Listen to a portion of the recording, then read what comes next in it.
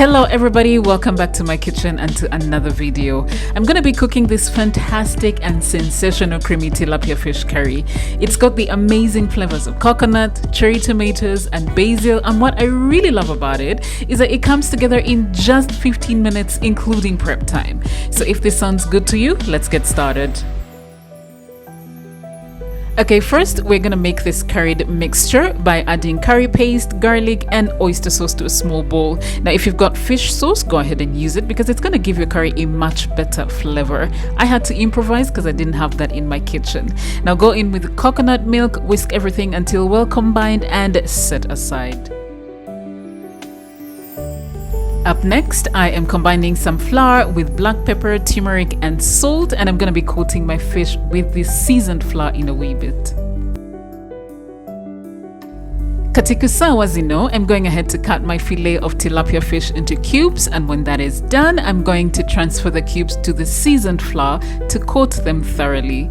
This is going to ensure that my fish doesn't fall apart when cooking it later.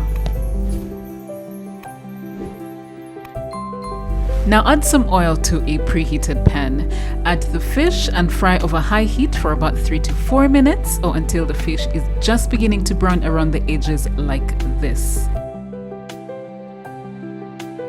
Remember the curried mixture that we made at the beginning? Pour that over the fish, bring it up to the boil, reduce the heat, add the cherry tomatoes and simmer for 5 minutes.